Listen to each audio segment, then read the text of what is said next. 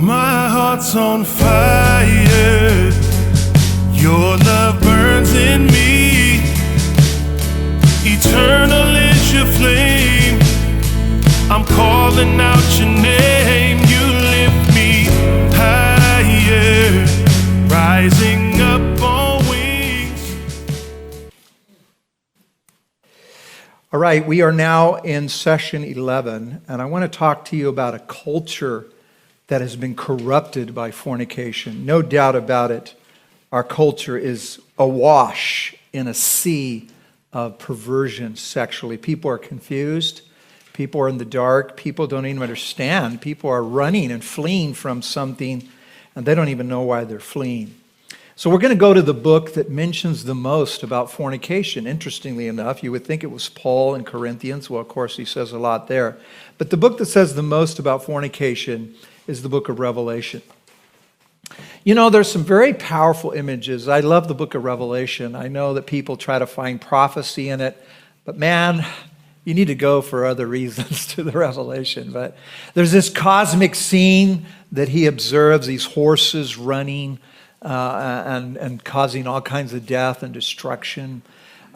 He doesn't see Jesus. He doesn't see Jesus. He sees a lamb as if it's slain with 7 eyes. He sees these unusual images. They're shocking. They're startling. He sees a lamb. A lamb is ripping seals off of this scroll. He doesn't see Jesus. He sees a lamb doing it. He doesn't see demons. He sees these unusual locusts that have the face of a man and the hair of a woman and the body of a horse and the tail of a scorpion. And it's a horse running around. And that looks like a face of a man, doesn't it? Wow, but the hair of a woman. That was supposed to be a joke. Nobody laughed. All right, let's go to the next one. He doesn't see Satan. He sees this dragon, this red dragon with all these heads and with all these horns. It's just very, very amazing, his description. I'm sure John was amazed. He's shocked and startled by all that he saw there on the island of Patmos. And then he sees something that John says was the most shocking, the wording that he uses. He says, I marveled. I was amazed when I saw this. And what he saw was a prostitute dressed in purple. She had a gold cup in her hand. She was riding a beast.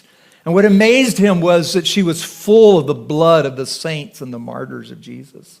He says, I just was marveling at her. And he saw something written on her, that she was the mother of all the harlots, all the pornes, all the fornicators, all the abominations of the earth were coming from her. And he says, man, look at this woman who corrupts all the kings of the earth and all the inhabitants of the world with the wine of her fornication. She is corrupting them. She is corrupting the kings of the earth. She's corrupting the inhabitants of the earth. Everything is coming from her. She's the source and origins of all the prostitutes and all the abominations of God. They're all coming from Babylon, the prostitute. And I began to think, how could this symbol of the world, why didn't he pick a thief or a murderer or a drunk or a witch? No, he picks a porne, a fornicator, to say this is the source of what's corrupting everything. Let's go here to Revelation 19 and look at verse 2, one verse, and we're going to quote from several others. Revelation 19 and verse 2, it says this, for the true and righteous are his judgments, because he has judged the great harlot, the porne, who corrupted the earth with her fornication. And he has avenged on her the blood of his servants shed by her. And then it goes into all these hallelujahs. You know, verse 19, verse 1, hallelujah. Verse 3, hallelujah. Verse 4, hallelujah. And he gets all excited. Hallelujah. Verse 6, the Lord omnipotent reigns. When Babylon is dead, he rejoices. Because you see, before you can reveal who the bride is, you have to get rid of the whore.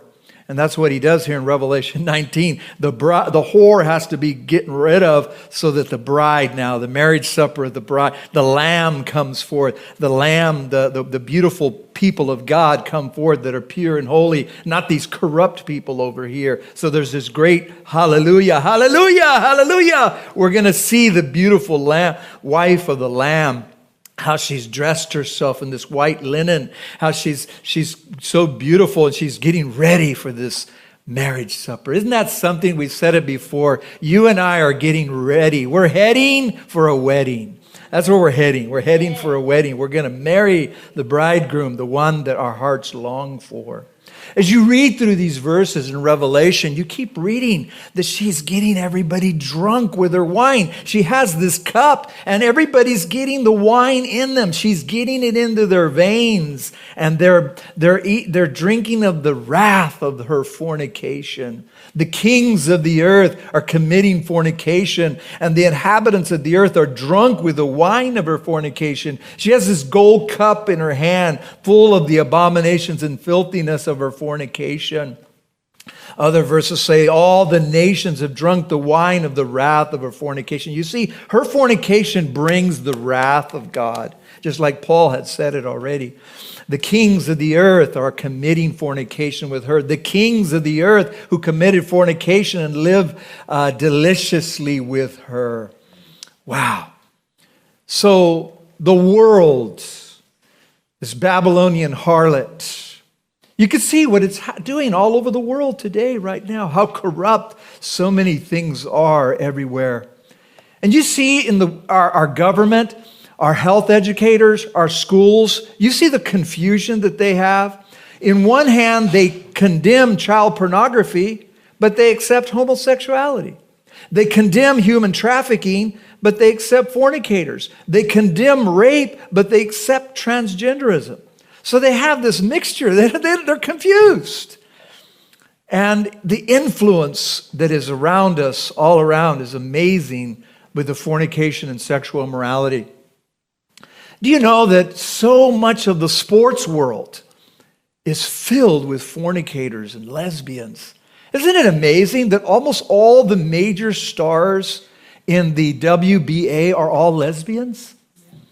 Have you read the stories of them?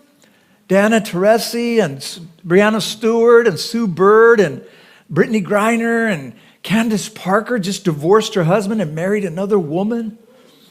And these people are all influencing people. People are looking at that. They're seeing, you look at the social media, they're pictures of her, Dana Teresi, is dressed as a man, and her wife, I don't even know, I get the pronouns all wrong, or whoever she's married to, another woman, she's dressed as a woman, and it's like, wow, what's going on with this thing?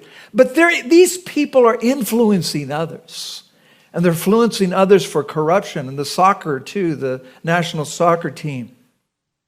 Do you know that right now the national, what is it called? The National Missing Child and Exploitation Center. There's a center here in the United States that they have to track where people are being exploited. Do you know that they're getting 80,000 reports a day of sexual images and abuse coming through Twitter, Facebook, Snapchat?